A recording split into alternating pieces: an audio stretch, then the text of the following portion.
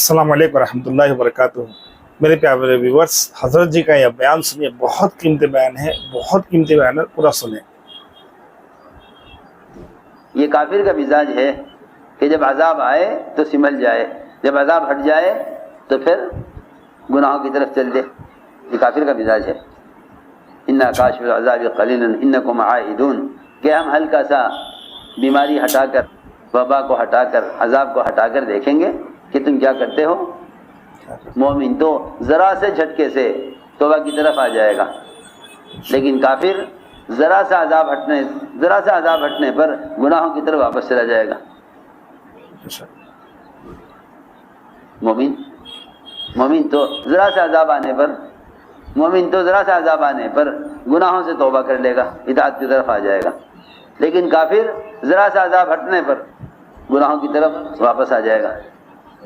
अल्लाह फरमाते हैं, इन्ना काशिफुल अज़ाबि क़लीलन इन्नकुम आइदून, हम अजाब को थोड़ी सी मुद्दत के लिए हटाएंगे तो तुम गुनाहों की तरफ, शिर्क व कुफ्र की तरफ दोबारा जाओगे। मेरे दोस्तों अज़ीज़ों, मेरी सारी बात का खुलासा ये था कि अजाब तो किसी भी शक्ल में आएगा, लेकिन वो अजाब, एक ही अजाब और एक ही हाल मोमिन के लिए इनाबत का, तौबा का और गुनाहों पर नदामत का सबब होगा, और काफिर के लिए हलाकत का सबब होगा। कोई भी अजाब मोमिन की हलाकत के लिए नहीं आता, कोई भी अजाब मोमिन की हलाकत के लिए नहीं आता, कोई भी अजाब मोमिन की हलाकत के लिए नहीं आता। वो तो मोमिन को तौबा की तरफ लाने के लिए और तंबीह के लिए अल्लाह रब्बुल इज़्ज़त ईमान वाले हालात लाते हैं। बस याद रखो, इन हालात से इबरत कौन लेगा? इबरत लेने के लिए ईमान शर्त है, इबरत लेने के लिए ईमान शर्त है, इबरत लेने के लिए ईमान शर्त है, इबरत लेने के लिए ईमान शर्त है। काफिर इबरत नहीं लेगा, काफिर इबरत नहीं लेगा, काफिर इबरत नहीं लेगा, इसलिए कि इबरत लेने के लिए ईमान शर्त है, इबरत लेने के लिए ईमान शर्त है। मतलब यह है कि यह हाल किस तरफ से आया, इसके आने का रुख और इसके आने का सबब मालूम होने के लिए आदमी को बीना होना ज़रूरी है। नाबीना को नहीं खबर कि ये पत्थर किधर से आकर लगा है, किसने मारा है। जी हाँ, नाबीना को नहीं मालूम। वो तो सिर्फ जो आदमी बीना है वो देख लेगा कि ये हाल किस तरफ से आया है। इसलिए फरमाया कि मोमिन की मिसाल ये है कि जब इस पर कोई हाल आएगा तो ये फ़ौरन समझ लेगा कि इस हाल के आने का मेरी कौन सी बदअमली से इसका ताल्लुक़ है। और काफिर जब हाल आएगा तो काफिर को जामिर की तरह नहीं मालूम होगा कि फ़ीमा उक़िला व फ़ीमा उरसिला, कि इस पर हाल क्यों आया था और इस पर से हाल क्यों हट गया। इसलिए हमेशा कुफ़ार का मिजाज ये रहेगा, आज भी और आइंदा भी, कि वो हर आने वाले हाल को दुनिया के किसी सबब से जोड़ेंगे, हर आने वाले हाल को दुनिया के किसी सबब से जोड़ेंगे। और मोमिन आने वाले हर हाल को अपने बदन से निकलने वाली किसी बदअमली से जोड़ेंगे। हाल एक ही है, हाल एक है सबके लिए, मगर मोमिन आने वाले हालात को गुनाहों से जोड़ेगा और काफिर आने वाले हालात को असबाब से जोड़ेगा। जो आने वाले हालात को असबाब से जोड़ेगा वो आने वाले हाल का दिफा करने के लिए मादी असबाब का इंतज़ाम करेगा, वो आने वाले हालात से बचने के लिए मादी असबाब का इस्तेमाल करेगा। उसके बाद कोई अमल नहीं है किसी हाल से बचने के लिए। मुसलमान भी ये कहेंगे कि हाँ भाई, हम असबाब वालों से पूछते हैं कि असबाब वालों तुम बताओ, असबाब वालों तुम बताओ, ये हाल आया है, इस हाल से बचने का क्या सबब है। मैं तुम्हें यकीनी तौर पर अर्ज़ कर रहा कि अगर तुम गैरों से पूछोगे अपने हाल से निकलने के लिए तो वो तुम्हारे इस्लामी अहकाम को और तुम्हारे इज्तिमाई फ़राइज़ को और तुम्हारे नबी की प्यारी सुन्नतों को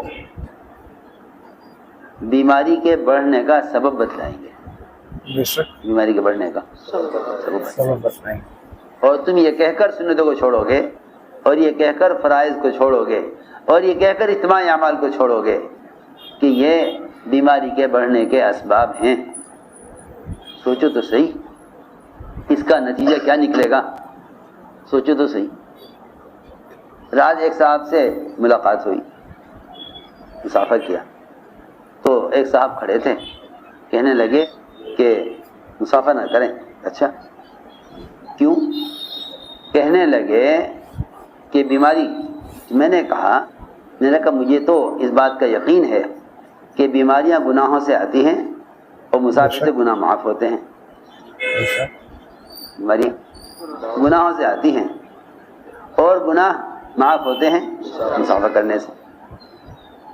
ایک مسلمان مسافہ کرتا ہے تو اس کے ہاتھ جدا ہوتے نہیں کہ اس کے گناہ معاف کر دیے جاتے ہیں۔ معاف کر دیں۔ اللہ تعالیٰ تو حالات کے آنے کے اسباب کو ختم کر رہے مسافر سے، اور تم بیماریوں کے آنے کا سبب بتا رہے مسافر کو۔ عجیب بات ہوئی۔ برابر میں ایک صاحب کہنے لگے کان میں کہ یہ جو آپ سے پوچھ رہا تھا نا مسافر کے لیے منع کر رہا تھا، یہ پولیس والا تھا سادی وردی میں، پولیس والا تھا سادی وردی میں، یہ دیکھتا پھر رہا تھا کہ یہاں کوئی مسافر تو نہیں کرتا۔ سنو تو صحیح۔ میں نے کہا اسی یہاں لاؤ بلا کے۔ میں نے کہا بھائی کیا بات ہے؟ کہنے لگا جی وہ ایسی بات ہے، دیکھو بات یہ ہے کہ مومن کا یقین ہے اس بات پر کہ جو بیماری آتی ہے اللہ کی طرف سے براہ راست اللہ کے امر سے آتی ہے۔ جتنا تم وحدانیت کو بیان کرو گے اتنا اطمینان کی طرف جاؤ گے، اور جتنا اللہ کے غیر کو بیان کرو گے اتنا مایوسی کی طرف جاؤ گے۔ یہ موقع ہے اللہ کے وحدانیت کے بیان کرنے کا۔ جتنا تم وحدانیت کو بیان کرو گے اتنا اطمینان کی طرف جاؤ گے، اور جتنا اللہ کے غیر کو بیان کرو گے اتنا مایوسی کی طرف جاؤ گے، اتنا مایوسی کی طرف۔ یہ موقع ہے اللہ کے وحدانیت کے بیان کرنے کا، یہ موقع ہے اللہ کے وحدانیت کے بیان کرنے کا۔ دیکھو پیارے دوستو، حضرت جی نے جیسے بتایا ہمیں کہ مسافہ کرنے سے بیماریاں جاتے ہیں، یہ سب باتیں جو ہے یقین کے ساتھ ہیں کہ جب یقین ہوگا، اور نہیں تو جو ہے کل میں ہاسپٹل میں گیا، ڈاکٹر صاحب نرس اور جو ہے سب جو ہے ماسک لگائے ہوئے ہیں۔ ماسک بھائی کیوں لگائے ہوئے ہو؟ بولے نہیں بیماریاں آئیں گے۔